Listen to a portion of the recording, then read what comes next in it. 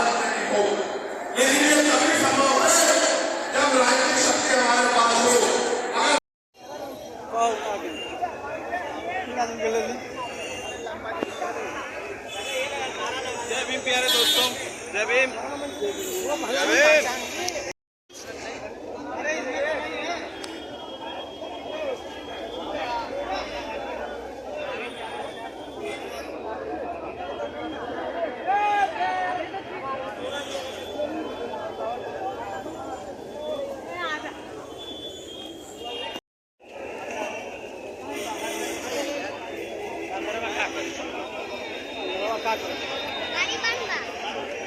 हाँ? उधर चलिए उधर उधर क्या होता है भैया ये सर जी सर जी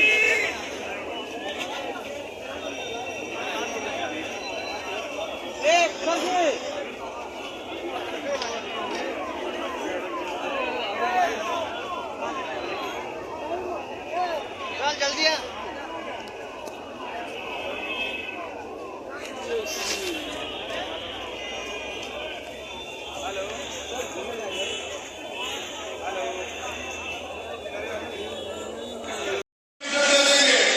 लेकिन अगर आप उससे मन में रखें और समझदार दिखाएं तो ये समझौते सम्मान का काम नहीं होगा। मैंने उनकी बात को सुना और मुझे महसूस हुआ कि हम वातावरण के भारतीय हैं। हमारी भी भारत के प्रति उतनी जिम्मेदारी है जितनी कि दूसरे व्यक्ति की है। हम भी अपने देश को आगे बढ़ाना चाहते हैं। देश में भी जो हाशिए पे लोग हैं उनको आगे बढ़ाना चाहते हैं। तो हमें किसी भी तरह की व्यवस्था में न जाके अपने प्रोग्राम को कहीं और करना चाहिए। मैं जानता हूँ कि जितने लोग अंदर हैं उससे 10 गुना लोग बाहर हैं, ग्राउंड में हैं, जिंदगी सड़कों पे हैं।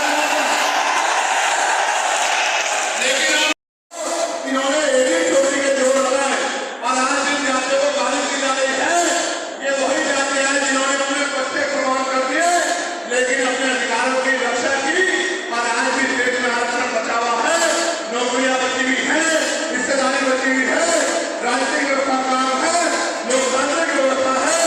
तो धन्यवाद करना चाहिए उन जातियों का जिन्होंने अपने प्राणों का बलिदान दे दिया, लाठी डंडे खाए गोले खाई लेकिन अपने अधिकारों को छीनने नहीं दिया। सब लोगों को उनका धन्यवाद करना चाहिए।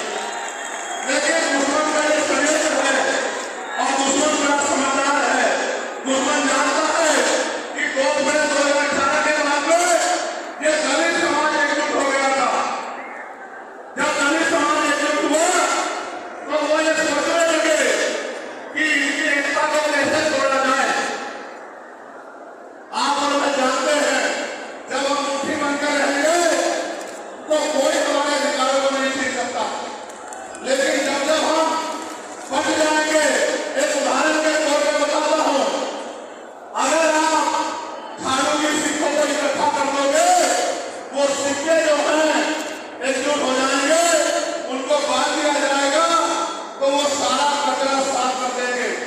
लेकिन अगर वो जो सिक्के होते हैं अगर आपने उनको अलग अलग कर दिया तो वो कचरा साफ नहीं कर पाएंगे, वो खुद कचरा बन जाएंगे, उनकी कोई हैसियत नहीं बनेगी। इसलिए हमारे महापुरुषों ने बहुजन समाज में भाईचारे की बात की और आज महसूस करो बाबा साहब अम्बेडकर ने क्या नारा दिया, शिक्षित बनो, संगठित रहो और संघर्ष करो। हमें शिक्षित भी बनना है, संगठित भी होना है और अपने विरोधियों बहनियों के खिलाफ संघर्ष भी करना है, अपने अधिकारों के लिए संघर्ष भी करना है। मैं जब देश से बाहर गया तो मैंने देखा कि वो लोग क्रांति कर रहे हैं, उनकी जिंदगी खुशहाल है, उनकी जिंदगी अच्छी बन रही है। लेकिन उनकी जिंदगी तो अच्छी बन रही है लेकिन 75 साल की आजादी के बाद आज भी भारत में 80% लोग ऐसे हैं जो रोटी कपड़ा मकान से बनती है, जिनको इज्जत की जिंदगी नहीं मिल रही। तो मैं देख रहा था, मुझे बड़ी खुशी हो रही थी, लेकिन जब मैं भारत की तरफ देखता हूँ तो बड़ी निराशा आ जाती है। फिर ये महसूस करता हूँ कि आज जो कुछ हमारे पास है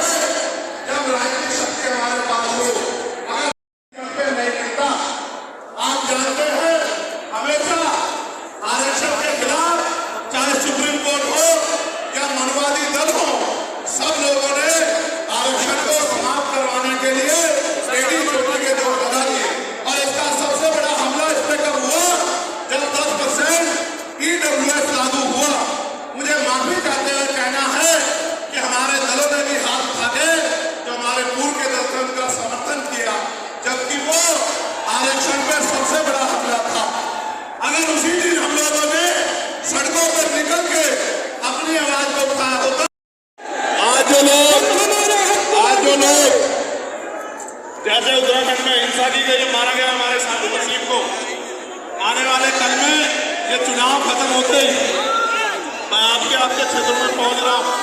अगर हमारे लोगों को न्याय नहीं मिलेगा तो फिर हम अधिकारियों से सवाल जवाब करेंगे, छोड़ेंगे नहीं किसी को। आप चिंता मत करना, डेट तय कर लेना उत्तराखंड वालों, उत्तराखंड को कह रहा हूं, डेट तय कर लेना। अगर किसी भाई पर जुल्म होगा तो चैन से नहीं बैठेंगे। बीमारी में आजाद समाज पार्टी के लोग कान खोल के सुन लो। अच्छा, 13 तारीख को मैं जा रहा हूँ उत्तराखंड, 13 तारीख को मैं उत्तराखंड जा रहा हूँ वसीम भाई की मदद करने के लिए। दोनों हाथ जोड़ के धन्यवाद, ऐसे मुट्ठी मत करके आशीर्वाद दो मुझे सब छोटे बड़े। बताओ मदद करोगे नहीं करोगे? पक्का? बिल्कुल पक्का? ठीक है। जय भीम, जय भारत, जय मंडल, जय जोहार, जय जवान, जय किसान, जय संविधान। धन्यवाद।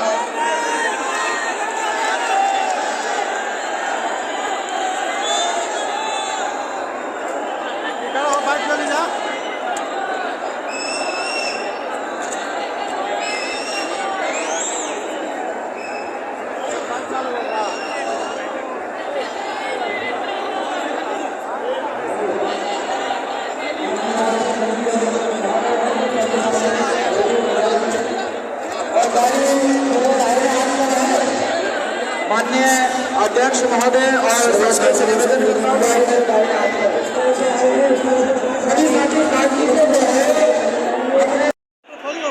कहाँ बना भाई? भाई उधर बना